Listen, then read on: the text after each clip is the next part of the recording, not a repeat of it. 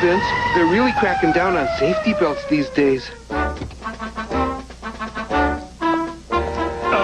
What's up, officer? I'm giving you a ticket for committing an 811. Safety belt violation. Compliments of Barney Fife. We never wear safety belts. We're dummies. Weisenheimers. He gave us a ticket. Man's got to do what he's got to do.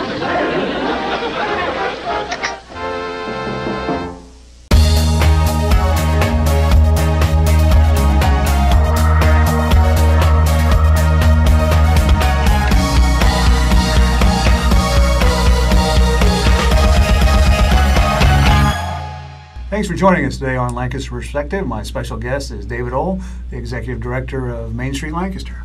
How you doing, buddy? Mike, how's it going, man? I'm doing well. You've been busy. Oh, yeah, it's busy. You got a lot of stuff going on. We do, yeah. It's good to be busy, I think, trying to do what we can to, make an impact on the things that we're involved in and just trying to move some stuff forward. Let's talk a little bit about David Ohl first. Oh, background, education. I've been blessed to have the opportunity to seek higher education at all levels, and have a bachelor's degree in religion and a master's degree in higher ed for leadership. And that's right. You're a minister. Yeah, I'm an ordained minister. That's right, with the Churches of Christ and Christian Union in Circleville, and so went to Ohio Christian University and got a bachelor's degree, and then rolled all the way up through to PhD and got a PhD in organizational management and leadership, which allows me to do some consulting and some teaching around, and enjoy doing those kind of things. And so a little bit of educational background there. So would you like to teach eventually down I do. the road? I don't know. Yeah, maybe down the road. I teach at 3 colleges right now, just kind of on an affiliate faculty level. Mm-hmm. Do some online teaching as well. And, I guess I'm not done getting other stuff done yet, but in the future, maybe a full-time teaching job would be good. And I know you've only been in this job about a year. About a year. I was going to about. say it's been. Talk a little bit about what led you to it, what you thought about your vision for it. Sure. Well, my previous experience has all really been higher education. I started my own small business in my dorm room 10 years ago. This year will be our 10-year anniversary, and we do consulting with Christian colleges and universities on adult and online education programs. And that's led me to work with Ohio Christian University and some other universities around on that. And so really higher education has been my background, not only educationally for myself, but my career as well. And my predecessor, Karen, right. from Main Street Lancaster, and I hooked up when I was the campus president at a local college here. And we were going to do some things, work with Gus Macker, and try to put on a couple events with them. And so we started attending some Main Street Lancaster events and getting involved. And then she got called up in the reserves, and the job became available. And it was something that was of interest to me. I'm a hometown boy, born and raised. And so it was a great opportunity to get involved in the community. So did you go to high school here? I did, yeah, Lancaster High School. Did you really? Yeah. 98. Class of 98? That's right. Yeah, it seems forever now. That's all right. A little longer for you, maybe. Yeah, just a little bit. It's just a few years, but that's okay. Yeah. That's all right. One of the ideas when you came to be involved with the Main Street Lancaster was, or one of the objects, I guess, or issues you had to deal with just being downtown. People thought there's not a lot going on downtown, but there's quite a bit. Yeah, there really is. But we have a ton of stuff happening. For example, in a week, April 15th, in fact, is our chocolate walk. And we have 35 downtown businesses. I can do that. Yeah, absolutely. 35 businesses involved in that particular event. They'll be giving out chocolate, whatever you can dream of in chocolate. They'll be giving it out that night. And so tickets for that are $10. And folks can get those at the Chamber of Commerce, which is where the Main Street offices are. And it's just a great opportunity to come downtown. And when we do those kind of events, folks really have opportunity to see what we have. The exposure for the businesses is just so huge. We hear time and time again after every event that we do, and Main Street Lancaster has about an event every month, particularly starting in March and going through the warm weather months and clear into the fall and winter. But we hear great things. Well, I didn't know that business was down here. I didn't know they sold that stuff down here. And it's just a great way for our businesses to get some exposure. So we've got that coming up April 15th, and then we've got Gus Macker, which brings 3,000 or 4,000 folks downtown June 17, 18, and 19. And you're going to play in that, right? Yeah, no, I don't play in that one. No, yeah. I thought you and Travis and get a couple other people from down there and play. I think we're all a little past our prime, unfortunately. These guys come to play. They're pretty serious about their basketball. And it is men and women. That's also right. Playing, so Yep, we that's can talk about that in a little bit. Sure. And then, all through the year when we talk about things like the Main Street Lancaster Art Walk, which is in conjunction with the Lancaster Festival, we actually put the Art Walk on and do that each year. That brings 5,000 to 7,000 folks downtown. But we don't just have the events. We have these great events, but Main Street Lancaster really operates under 4 distinct committees, and one is promotions, which works on our events. The other is organization, which focuses on our organization, membership and kind of organizational public relations.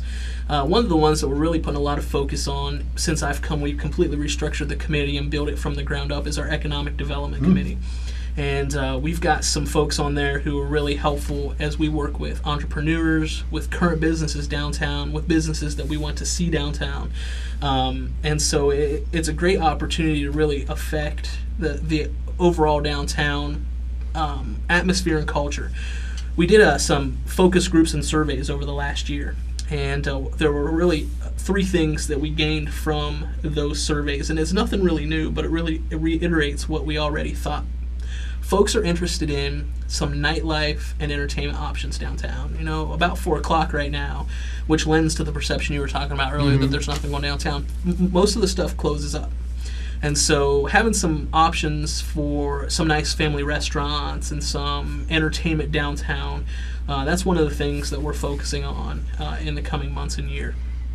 Another thing is the perception that there's no parking downtown. That is not true. I can look out my office window, which is right at the corner of Main and Broad, and find parking spots through the downtown all day long. There's a small public lot down there by the JFS building, and there's plenty of on-street parking. And then on the weekends, most of those private lots open up. So anytime we're having a weekend or even an evening event, there's parking available there. So we're working on that perception that there's no parking downtown.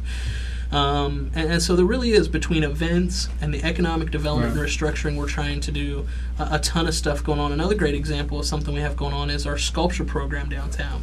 We have about 8 sculptures throughout the downtown area, and most of those come from a juried show that we do, and they switch out every year. So on May 11th, maybe May 10th, I think, the 6 sculptures that we have downtown are switching out, and 6 brand new sculptures will be brought downtown. When you say switch out, with another community or with? No, actually they just kind of get taken. Maybe another community wants those, but we did a jurying process with the company called Midwest Sculpture Initiative that puts the whole show together, and we had to choose from about 300 sculptures. And we got to choose our 6, and we were 3rd in line, so we really had a great opportunity to choose some of the best stuff that was submitted. And so we've gotten dinged this last year. Some of the stuff down there right now is a little abstract. The stuff we got this year is very, very cool. And anyone from a kid all the way up through, folks who are a little more advanced in their life journey are going to be able to relate to the sculptures that we have. And those sculptures there's a permanent sculpture in front of City Hall. That one stays there. It's owned. And then there are 3 sculptures in Fountain Square. There's one in front of the Ohio Glass Museum and Visitor and Convention Bureau on Main Street. One in the empty lot, Bill Smith's lot, which is there beside Art and Clay on Main. Then there's the flower display that's in front of Fairfield National's parking lot there, kind of across from 4 Reasons. And we're moving that one up by Fairfield Federal, and bringing in these 6 new sculptures. And Blue Shoe Arts partners with us downtown, and they're putting a new sculpture together this year. They did the flowers last year. And so this is just a great community project, and really a great way to have some culture and some art that's permanent downtown, with regard to the fact that this is the 4th year for the show. There's sculptures down there year-round. They get switched out once a year. And I don't know if a lot of folks know they're down there. And so we're really trying to get the word out this year that we've got some great sculptures. We're going to highlight it a lot during Art Walk, and have a great opportunity to come down and check out. I mean, some of these sculptures are massive. They're very cool. Yeah. I think there's one from the JFS building. There is. Right. That's right. Rick Licklider, that's his sculpture, and we believe we're leaving that one there. It's kind of like a family, if you look at it. It's a little abstract, but you can see that it's a family, and we think that really obviously ties in well with the JFS and what you guys are doing. And so the plan is to leave that one there, and I think Rick's agreed to do that. We're talking with the executive director from the Main Street Lancaster, David Ole. Years ago, I was on city council back in the early 90s, and there was always not all the downtown people were on the same page. It seems like they're moving towards that. Yeah, more and more as we try to work with these folks and really help them see the benefit of working together. And it can be difficult. When you talk about businesses downtown who are trying to do the best they can to succeed in the midst of what's not a great economy right now. And, we have some very, very successful businesses downtown. We talk about folks like Joe at the Bicycle Corner or, Catherine at Promotions by Design. And we hear great reports of how well they're doing. And that's a testament to them working hard, getting out there and making it happen. And we also think, though, of the attention that we're trying to draw to downtown and what we have available, the community and culture and commerce that we have. Great restaurants, great shops.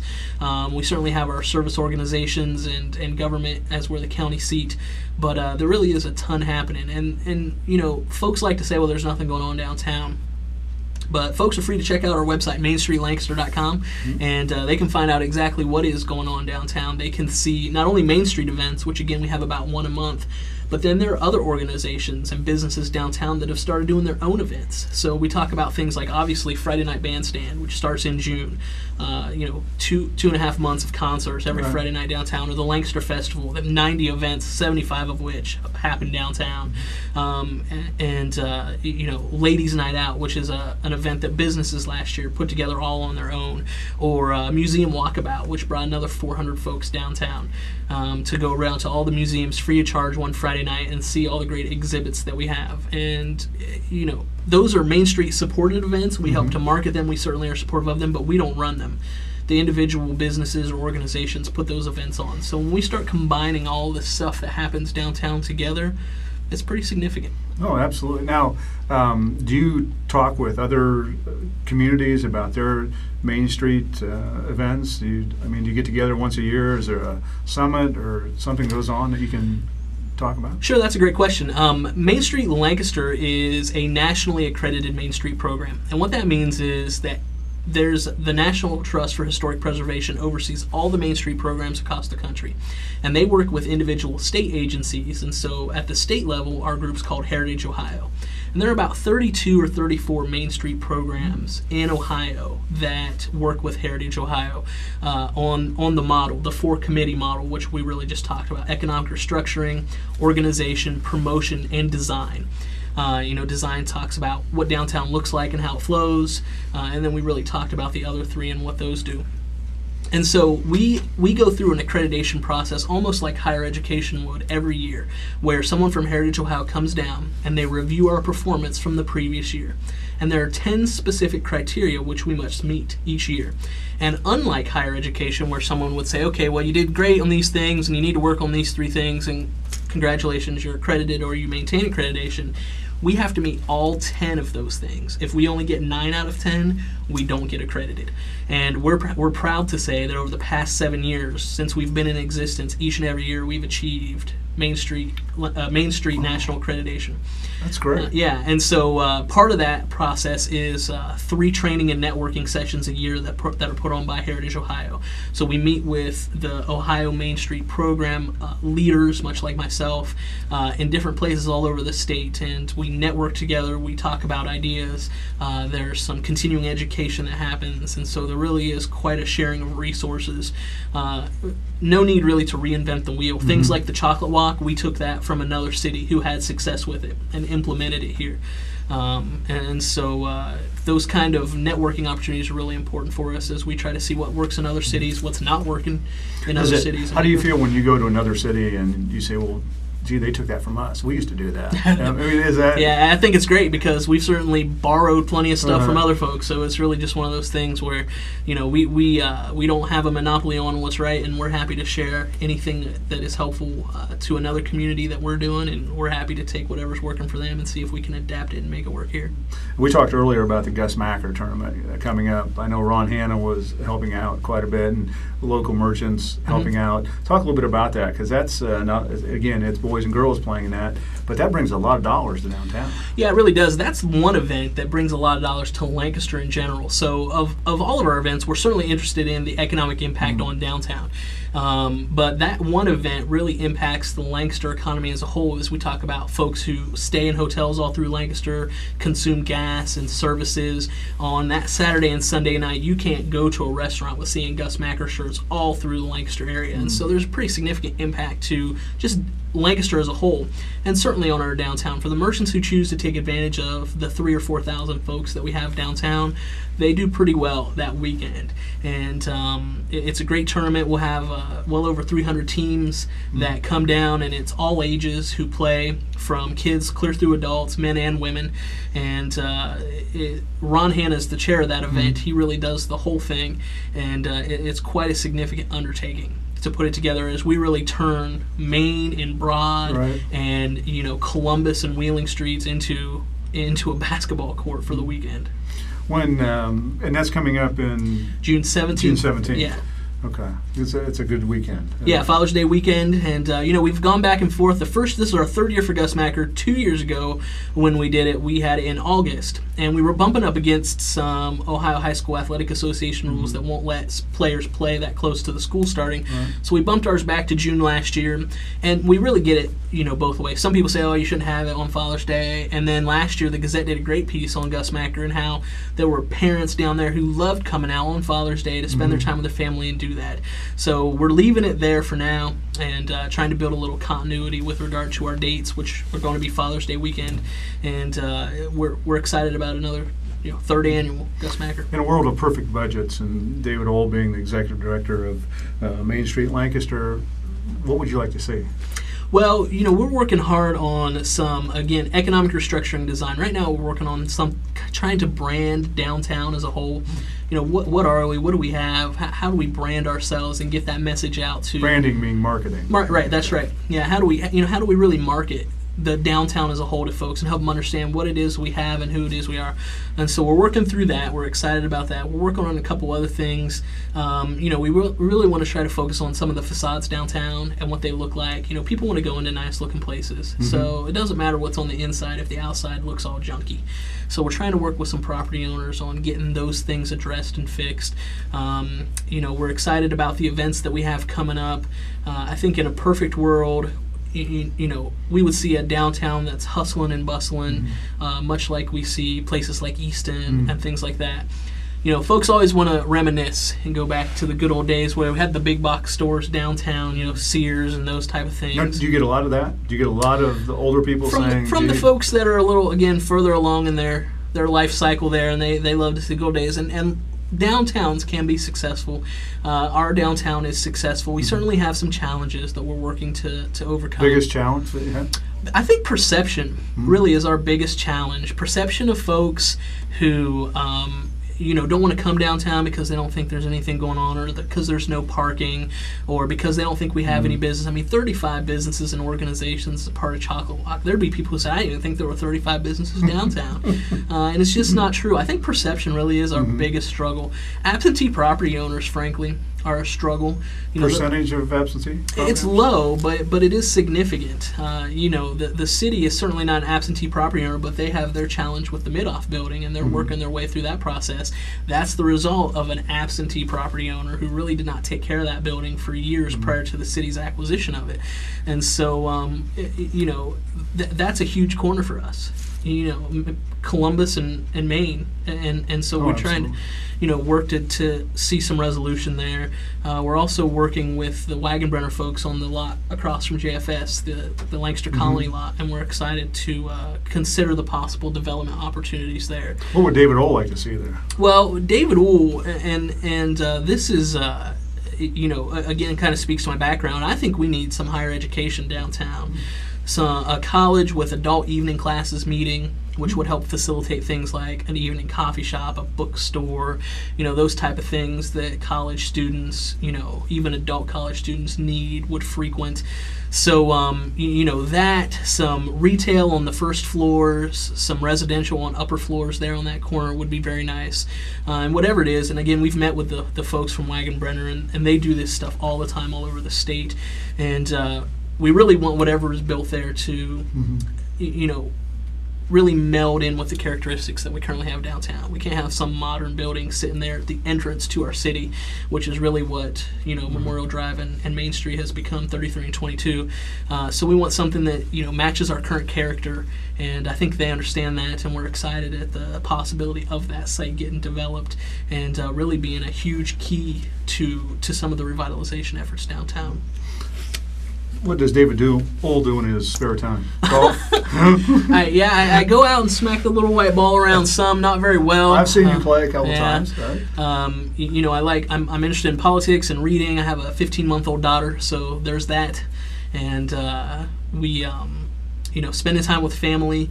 There are really 4 things that I'm working on with regard to spending significant time outside of family, and that's Main Street and Fairfield County College Bound, which is an organization that we've started that's completely separate from Main Street or anything that we really talked about, that helps students who don't think they can go to college or don't know how to get to college to actually get there.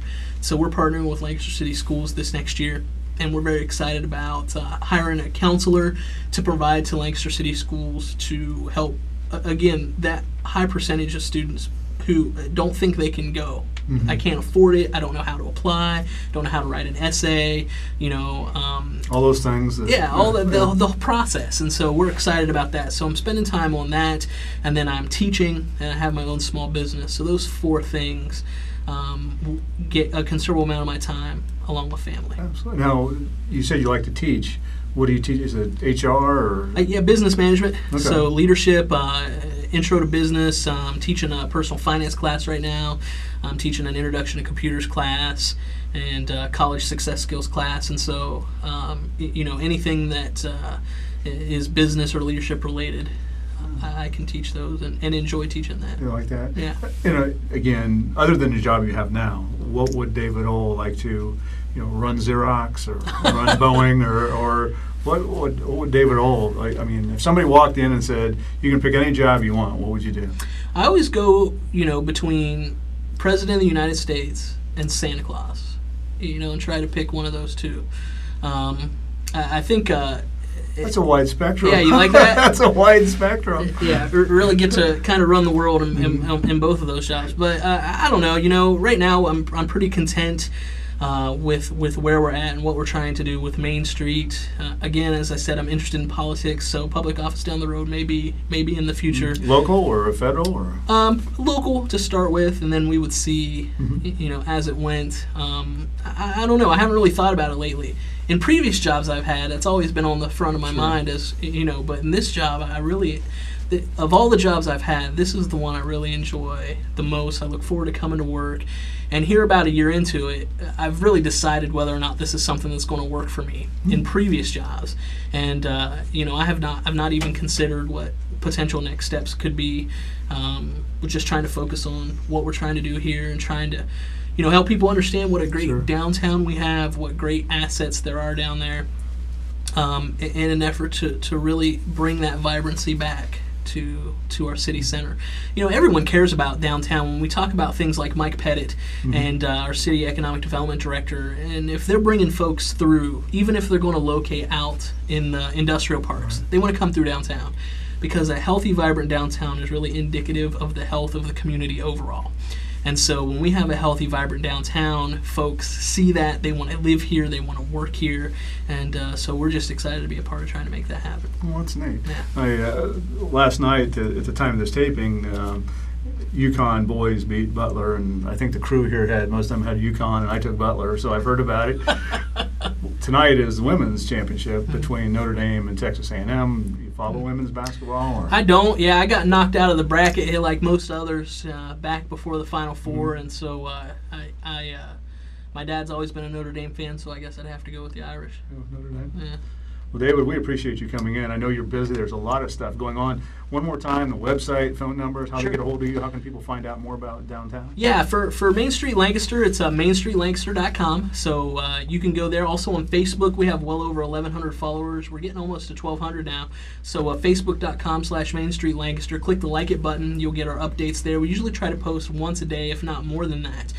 Focus on things that are happening downtown, great articles that we find about our downtown businesses as well as events. Also, if you go to the mainstreetlancaster.com webpage, there on the homepage, you have opportunity to submit your email address, and you will get then weekly in your inbox every Wednesday afternoon what's happening downtown, an e-newsletter that gives you all the information you need about what's going on downtown that weekend and for the subsequent several weeks out, so that you never have an excuse. I didn't know that was happening. It's a good piece of information. I get it. It's a good piece of information. Yeah, we try to keep it short and concise, and we don't try to clutter up folks' email boxes. Your email's secure. We don't sell off our lists or give them to anyone else, and so you can find out how to sign up for that as well as get a hold of me at the mainstreetlancaster.com website. Is there a phone number people can call? They just call the chamber? Or Yeah, you're in the same office. We're in the same office with the chamber, that's right. Yeah, oftentimes folks think we're the same organization, but we're not. We simply just rent space at the chamber. But the number 653-8251. And folks can call in and ask for me, and they'll route you back. My email is david@mainstreetlancaster.com. So all that information's on the website. So if someone simply goes to mainstreetlancaster.com, they'll find it. David, we appreciate you coming in. We really do. Like I said, I know you're busy, but we'll get you back on. Maybe closer towards some of the other events coming in and have a wrap up. Or that'd be great. Yeah, it is busy, but anytime we can help get the Main Street message out and talk about the great downtown that we have, we're happy to come do it. David Ohl has been my guest today, the Executive Director for Main Street Lancaster. We appreciate David coming in today. And remember, until we meet again, let's make a difference.